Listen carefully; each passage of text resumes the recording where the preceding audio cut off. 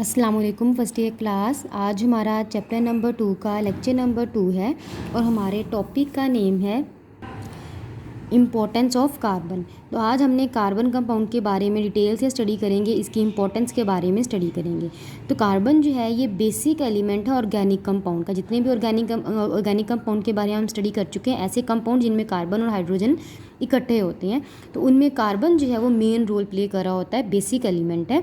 क्यों? क्योंकि इसकी यूनिक प्रॉपर्टी है। क्या प्रॉपर्टी है कि ये जितने भी ऑर्गेनिज्म हैं उनके स्केलेटन में सबसे ज़्यादा क्या होता है, ये कार्बन होता है। और कार्बन जो है ये क्या टेट्रावैलेंट है, यानी कि जिसकी बाइंडिंग कैपेसिटी बहुत ज़्यादा होती है। इसका मतलब इसकी 4 वैलेंसीज है, यानी कि ये अपने साथ 4 एटम्स को एट अ टाइम कंबाइन कर सकता है। इसका मतलब ये हुआ कि जब ये एटम्स को अपने साथ कंबाइन करेगा, एलिमेंट्स को अपने साथ कंबाइन करेगा, तो ये कोवेलेंट बॉन्ड बनाएगा। अब कोवेलेंट बॉन्ड बनता कैसे है? जब 2 या 2 से ज़्यादा एटम्स अपने इलेक्ट्रॉन आउटर मोस्ट शेल से इलेक्ट्रॉन पेयर्स को शेयर करेंगे, कि पेयर ऑफ इलेक्ट्रॉन, 2 इलेक्ट्रॉन को अपने आउटर मोस्ट शेल से एक दूसरे के साथ शेयर करेंगे। मिसाल के तौर पर यहाँ पर कार्बन है, इसने 2 इलेक्ट्रॉन, इसने एक इलेक्ट्रॉन यहाँ से दिया, यहाँ से हाइड्रोजन इलेक्ट्रॉन दिया, तो इन्होंने क्या किया, अपने पेयर ऑफ इलेक्ट्रॉन्स को शेयर किया और क्या बना दिया, यहाँ पर कोवेलेंट बॉन्ड बना दिया। और कोवेलेंट बॉन्ड जो है बहुत स्ट्रॉन्ग बॉन्ड होता है, इसमें सबसे ज़्यादा अमाउंट ऑफ एनर्जी जो है वो स्टोर हुई होती है। दो कार्बन क्या है, ये टेट्रावैलेंट है, इसके अंदर बाइंडिंग कैपेसिटी जो है वो बहुत ज़्यादा है। ये इसकी वैलेंसी जो है वो 4 होती है, अपने साथ एट अ टाइम 4 एटम्स को यानी कि एलिमेंट्स को कंबाइन कर सकता है। When carbon combines with 4 atoms radicals the 4 bonds are arrange symmetrically in tetrahedron. तो जब ये 4 एटम से 4 एलिमेंट से कंबाइन होगा तो ये टेट्राहेड्रॉन स्ट्रक्चर बना देगा। टेट्राहेड्रॉन, टेट्रा मीन होता है 4 हेड्रोन मीन बॉन्ड, तो इसका मतलब है उन 4 एटम के साथ मिलकर ये 4 बॉन्ड्स बना रहा होता है, जिसको हम टेट्राहेड्रॉन कह देते हैं।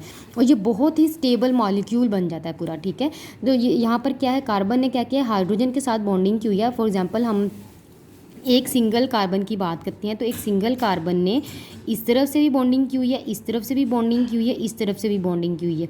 तो यहाँ पर ये जो इस एलिमेंट के साथ ये बॉन्डिंग बनाएंगे तो यहाँ पर एक एक स्टेबल मॉलिक्यूल बन जाएगा। और इस स्टेबल मॉलिक्यूल की जो है वो इसके अंदर एनर्जी सबसे ज़्यादा स्टोर होती है। इसको ब्रेक करना जो है वो थोड़ा सा मुश्किल होता है।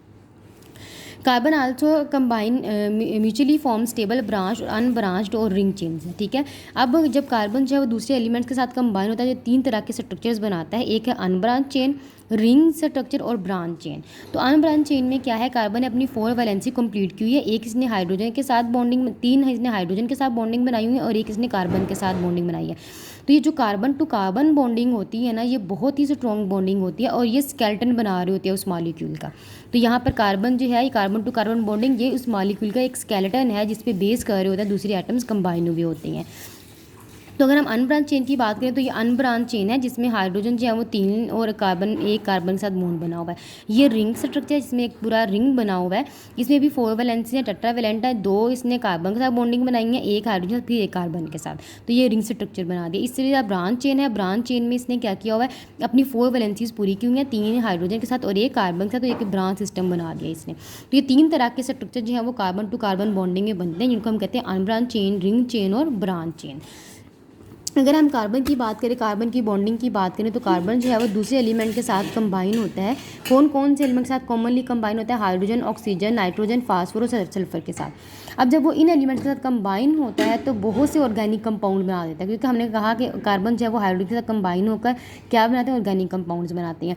तो जैसे ही कार्बन इन एलिमेंट्स के साथ कंबाइन होंगे तो वो क्या बना देंगे, ऑर्गेनिक कंपाउंड्स बना देंगे। मिसाल के तौर पर अगर कार्बन हाइड्रोजन के साथ बॉन्ड बनाता है और कार्बन हाइड्रोजन बॉन्ड के दरमियान में एनर्जी जो है बहुत ज़्यादा स्टोर हुई होती है। अब ये केमिकल एनर्जी अपने सेल एक्टिविटीज़ के लिए यूज़ की जाती है। मिसाल के तौर पर हम रिस्पायरेशन की बात करें, सेल लेवल पे अगर रिस्पायरेशन होती है, सेलुलर रिस्पायरेशन, तो उसमें हम क्या बात करते हैं कि कार्बन टू हाइड्रोजन बॉन्ड टूटता है। जब कार्बन टू हाइड्रोजन बॉन्ड टूटेगा तो यहाँ से क्या एनर्जी रिलीज होगी और वो एनर्जी जो है वो सेल अपनी एक्टिविटीज़ के लिए यूज़ करेंगे। इसी तरह हम कार्बन और ऑक्सीजन की बात करें, जब कार्बन ऑक्सीजन के साथ कंबाइन होगी तो इनके दरमियान में कौन सी बॉन्डिंग बनेगी, कौन सा लिंकेज बनेगा, ग्लाइकोसिडिक लिंकेज बनेगा। अब ये ग्लाइकोसिडिक लिंकेज है, ये बड़ा स्टेबल लिंकेज है, ये जो है एक कम्प्लेक्स कार्बोहाइड्रेट मॉलिक्यूल बना देगा। यानी कि कार्बन अगर ऑक्सीजन के साथ कंबाइन होता है तो उसमें कौन सा बॉन्ड बनता है, ग्लाइकोसिडिक लिंकेज। ये चीज़ें आपने एमसीक्यूज़ के यहाँ से प्रिपेयर करनी है, बहुत इंपॉर्टेंट है।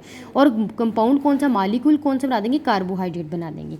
इसी तरह कार्बन जब नाइट्रोजन के साथ कंबाइन होगा तो अमाइनो एसिड लिंकेज बन जाएगा, यानी कि अमाइनो एसिड बनाएंगे। जब अमाइनो एसिड बनता है तो उसमें कौन सा लिंकेज होता है, पेप्टाइड बॉन्ड होता है। तो कार्बन जब नाइट्रोजन के साथ कंबाइन होता है तो पेप्टाइड बॉन्ड बनाते हैं और मॉलिक्यूल कौन सा बनाते हैं, अमाइनो एसिड। अगर हम अब लार्ज और स्मॉल ऑर्गेनिक मॉलिक्यूल्स की हम बात करते हैं। अगर हम लार्ज ऑर्गेनिक मॉलिक्यूल्स की बात करें जिसको हम मैक्रो मॉलिक्यूल्स कहते हैं, जैसे कि सेलुलोज है, फैट्स है, प्रोटीन है, ये लार्ज मॉलिक्यूल्स हैं। और ये मॉलिक्यूल्स बनते कैसे हैं कि स्मॉल ऑर्गेनिक मॉलिक्यूल्स कंबाइन होकर ये लार्ज मॉलिक्यूल बना देते हैं। मिसाल के तौर पर ग्लूकोज बना दिया, ग्लूकोज है ये कंबाइन होकर ये लार्ज मॉलिक्यूल्स बनाएंगे। अब ग्लूकोज जो है ये बॉडी को एनर्जी प्रोवाइड करने का भी एक ज़रिया है। इस तरह हम स्मॉल मॉलिक्यूल्स की बात करें, जिससे हमने बात की कि ग्लूकोज है वो स्मॉल मॉलिक्यूल है, अमाइनो एसिड स्मॉल मॉलिक्यूल है, फैटी एसिड स्मॉल मॉलिक्यूल है। जब ये कंबाइन होंगे तो सेलुलोज, फैट्स और प्रोटीन्स बना देंगे। ऐसे अमाइनो एसिड्स कंबाइन होंगे तो प्रोटीन्स बना देंगे, ठीक है ना। तो इसी तरह ये जब फैटी एसिड्स कंबाइन होंगे तो फैट्स बना देंगे। इनके एक फैट्स का कंपाउंड होता है, दूसरा तो फैटी एसिड्स जब कंबाइन होंगे, यानी कि फैटी एसिड्स जो है वो कंबाइन होते हैं ग्लिसरॉल के साथ, तो वो एक लिपिड बना देंगे। तो जब ये स्मॉल मॉलिक्यूल्स कंबाइन होते हैं तो ये मैक्रो मॉलिक्यूल्स बनाते हैं, लार्ज मॉलिक्यूल्स बना देते हैं।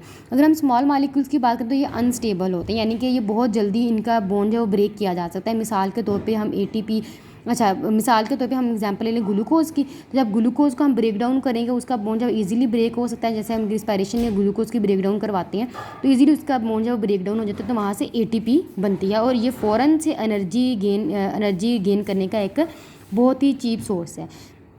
तो बात इंपॉर्टेंट ये है कि जो लार्ज मॉलिक्यूल्स हैं इनकी बॉन्डिंग जो है वो स्ट्रॉन्ग होती है, स्टेबल होते हैं, इनकी बॉन्डिंग को तोड़ना बहुत थोड़ा मुश्किल होता है, इसलिए ये इसके अंदर एनर्जी ज़्यादा स्टोर होती है। जो स्मॉल मॉलिक्यूल्स होते हैं इनके बॉन्ड जो हैं वो बहुत ज़्यादा स्ट्रॉन्ग नहीं होते, इनको ब्रेक करना आसान होता है। तो इससे हमें फौरी तौर पर जो है वो एटीपी की एनर्जी मिलेगी, जो हम फौरी तौर पर सेल के अंदर जितनी मेटाबॉलिक प्रोसेस उसके लिए यूज़ कर लेते हैं। तो यहाँ से कार्बन जो है इंपॉर्टेंस ऑफ कार्बन, ये बहुत इंपॉर्टेंट टॉपिक है, इसको आपने सीधा प्रिपेयर करना है।